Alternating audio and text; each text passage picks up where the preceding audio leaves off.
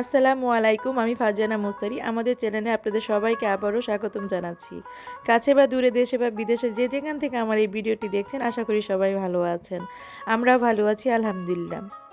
আজকেও একটি নতুন ভিডিও নিয়ে আপনাদের সামনে আসলাম। আশা করি আপনাদের ভালো লাগবে। আর যদি ভালো লাগে অবশ্যই লাইক করতে ভুলবেন না, কমেন্টস করতে ভুলবেন না। এই তো ভিডিও শুরুতেই দেখতে পাচ্ছেন আমি একটা ইলিশ মাছ নিয়ে এখানে বসেছি। ইলিশ মাছটা প্রায় 1 কেজির মতো হবে, 1 কেজির একটু উপরেই হবে। মাছটা আমি প্রথমে এই পরিষ্কার করে ধুয়ে আঁশ ফেলে নিয়েছি। এখন আমি মাছটাকে পিস পিস করে কেটে নিব। প্রথমেই বলে রাখছি আমি আসলে মাছ কাটাতে খুব বেশি একটা পারদর্শী না। মাছ আমি খুব ভালো একটা কাটতে পারি না, এই জায়গায় আমার একটু দুর্বলতা আছে। মাছ কাটার জায়গায় আমি একটু দুর্বলতায় বলা যায়, আমার মোটামুটি পারি সব কিছুই, কিন্তু মাছ কাটাতে আমি খুবই দুর্বল। তো প্রায় বেশ কিছুদিন ধরে বৃষ্টি হচ্ছিল, আবহাওয়াটাও ভালো না। কণ্ঠ শুনেই বুঝতে পারছেন যে একটু ঠান্ডাও লেগেছে। একটু না, মোটামুটি ভালোই ঠান্ডা লেগেছে, বাসা সবারই ঠান্ডা জ্বর। তো ভাবছিলাম যে আজকে একটু সরিষা ইলিশ করি, তাহলে হয়তো বা ঠান্ডার ভিতর খেতে ভালো লাগবে। তো রান্নাটাও করছি, আপনাদের সাথে শেয়ারও করছি। আর যদি ভালো লাগে অবশ্যই পাশে থাকবেন, আমার ফুল ভিডিওটা অবশ্যই দেখবেন। আমাকে ভালো মন্দ কোনো কিছু জানার থাকলে কমেন্টস করবেন, কোনো মতামত থাকলে অবশ্যই আমাদেরকে বলবেন। আর আপনাদের একটা লাইকে আমরা অনেক দূর পর্যন্ত এগিয়ে যেতে পারি। অবশ্যই ভিডিওটা দেখার শুরুতেই একটা করে লাইক করে দিবেন, এটা আপনাদের কাছে অনুরোধ রইল।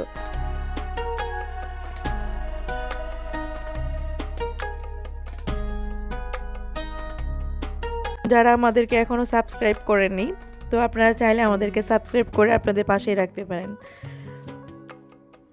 এই তো আমি মাছটাকে ভালোভাবে পরিষ্কার করে ধুয়ে নিয়ে এসেছি এখানে। নিয়ে আসার পরে এই যে দেখতেই পাচ্ছেন আমি সরিষাটাকে বেটে নিয়েছি।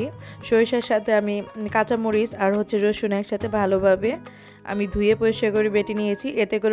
এতে করে সরিষার যে একটা তিতে ভাব সেটা চলে যায়। রসুন এবং কাঁচামরিচ দিয়ে বেটে নিলে তিতা ভাবটা চলে যায়।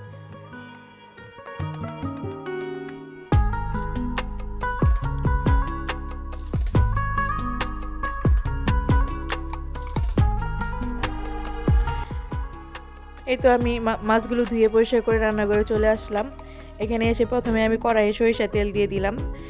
যেহেতু এটা সরিষা ইলিশ, তো সরিষার তেল দিয়ে এটা তৈরি করতে হয়।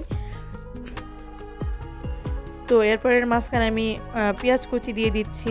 পেঁয়াজটাকে একটু লাল লাল করে ভেজে নিব। আর যারা সরিষার ঝাঁজটা খুব বেশি একটা নিতে পারে না, তারা চাইলে এখানে কিছু পরিমাণ সাদা তেলটাও ব্যবহার করতে পারেন।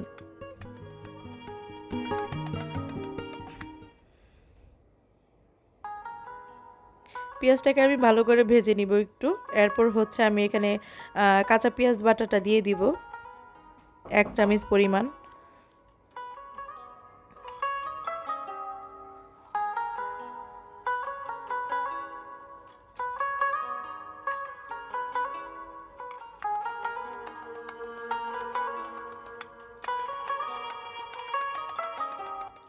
পেঁয়াজ বাটা দিয়ে ভালোভাবে মশলাটাকে একটু কষিয়ে নিব।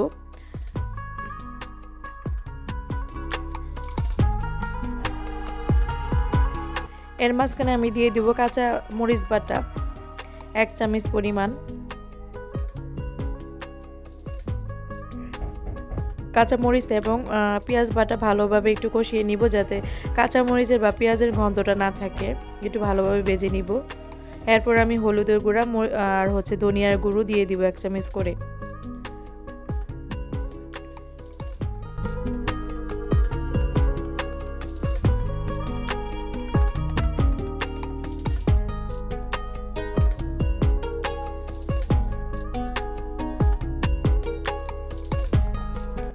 আবারও একটু ভালো করে মশলাটাকে কষিয়ে নিব।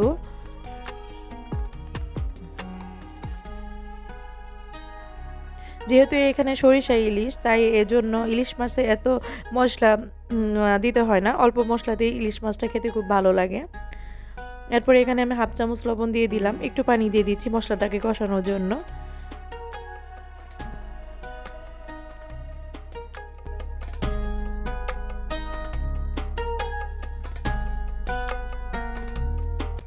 মশলাটাকে আমার ফুটে উঠেছে। ফুটে ওঠার পর আমি এখানে সরিষা বাটাটা দিয়ে দিচ্ছি। এখানে সরিষা বাটাটা 2 চামচ ভরে ভরে দিচ্ছি, একটু উঁচু করে চামচ ভরে দিচ্ছি। ধরা যায় এখানে 3-4 চামচই বলা যাবে, 3 থেকে 4 চামচের মতো দিয়ে ভালো করে মিশিয়ে নিব।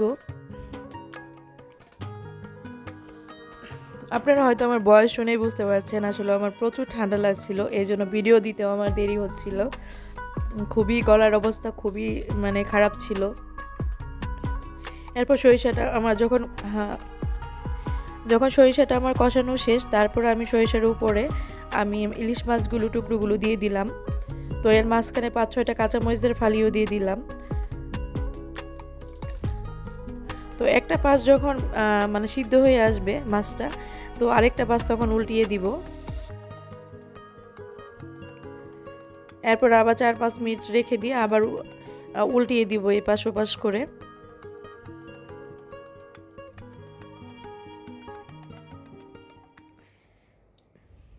মাছটা রান্না করতে খুব বেশি একটা সময় লাগে না, 10 মিনিটেই হয়ে যায় সরিষা ইলিশটা। এই তো দেখেন আমার মশলা থেকে প্রায় তেল বের হয়ে আসতেছে। তো আমি আর 2-3 মিনিটের মতো এটাকে রেখে আমি এটাকে মানে করে নিব। আর 2-3 মিনিট চুলায় রেখে এরপর আমি এটাকে নামিয়ে নিব রান্নাটা শেষ আমার। এই তো দেখতে পাচ্ছেন আমার রান্নাটা শেষ। তো এখান থেকে আমার কিন্তু খাওয়াও শুরু হয়ে গেছে, এরপরে ভিডিও শ্যুট নিয়েছি।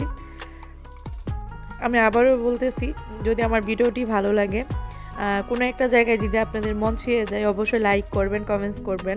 যদি আমাদেরকে সাবস্ক্রাইবার না করে থাকেন, অবশ্যই একটা সাবস্ক্রাইব করে দিবেন। আমাদের পাশেই থাকবেন, আমাদের জন্য দোয়া করবেন। আপনাদের একটা লাইকে আমরা অনেক দূর পর্যন্ত এগিয়ে যেতে পারি। সবাই ভালো থাকবেন। আল্লাহ হাফেজ।